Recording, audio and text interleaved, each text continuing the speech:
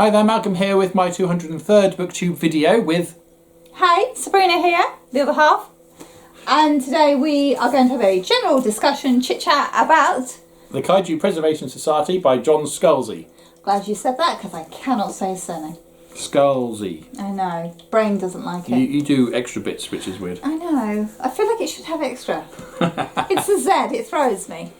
So this effectively is... Not Jurassic Park. No, I know it's billed as Jurassic Park, but it's not. It's completely different thematically.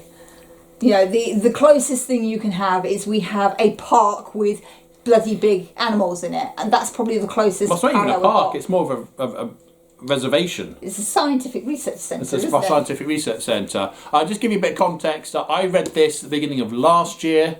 Both our sons read it during the course of the year as well, and finally, Yay! after months of nagging, Sabrina's finally read it.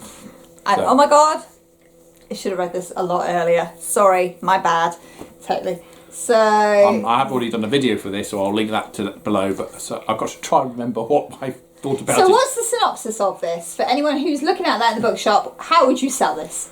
Guy gets a job, not really knowing what he's getting into. It's about looking after large animals, and it ends up on an alternate Earth.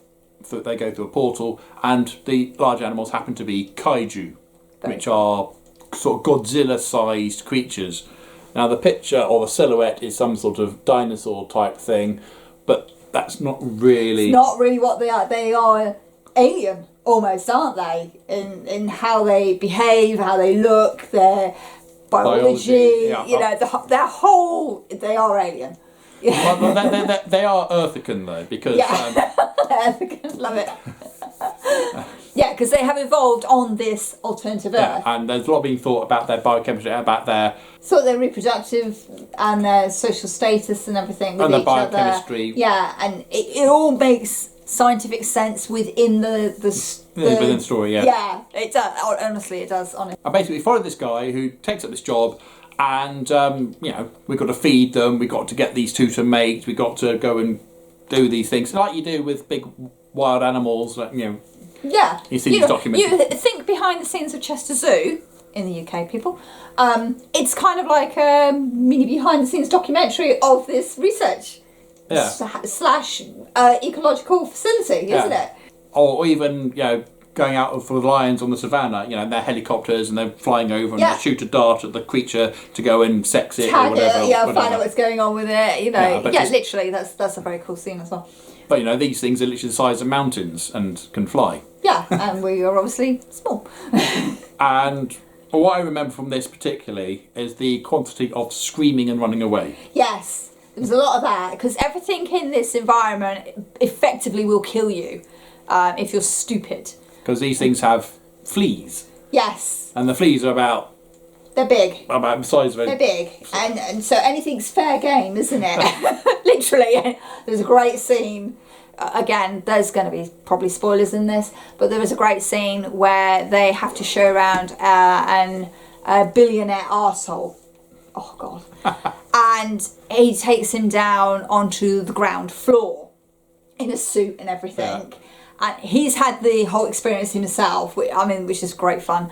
But he basically gets his own back on this arsehole, who really does deserve it, by not protecting him against all these buggy things. So he ends up being covered in bugs and all that. I mean he's safe, but he doesn't know that. No, it absolutely, completely freaks him out, and it's hilarious. Yeah. But yeah. Yeah. And plot-wise, it's not really much plot. It's more of a day in the life of looking after these creatures, and one mishap, a misadventure follows the other. Yeah, what disasters can happen next, you know. But there is a plot towards the end, which, you know, involving this billionaire arsehole. And it's a bit predictable, but...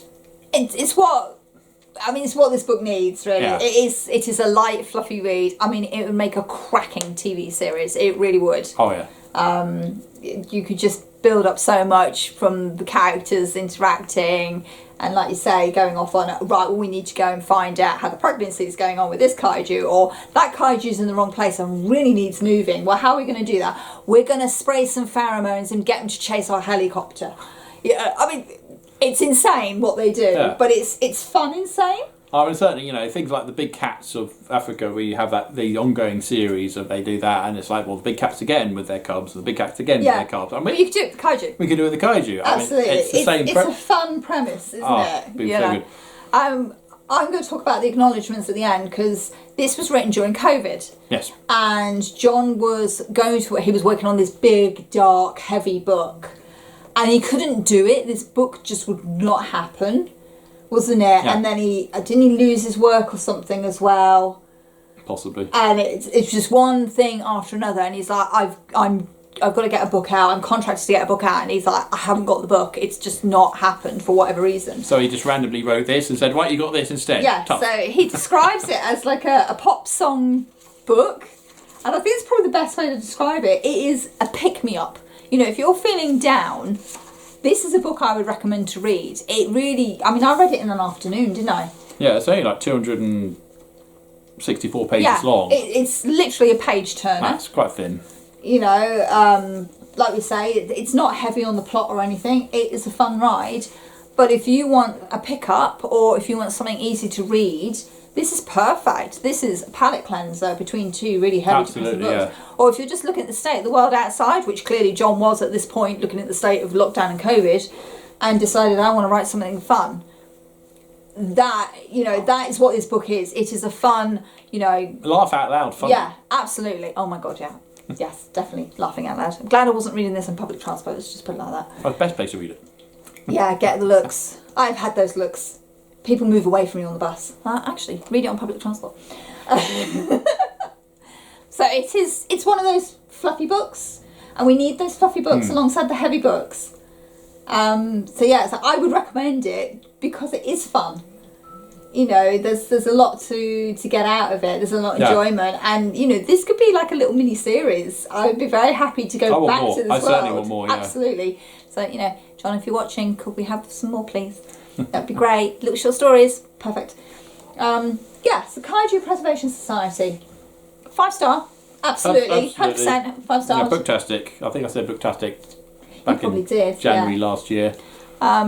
Still think it's booktastic. And now out in paperback, so you don't have to buy the hardback. It's in paperback. Oh, the hardback is very nice. The hardback is very nice, and definitely up for some fun, up for some just mindless chaos. Very much so.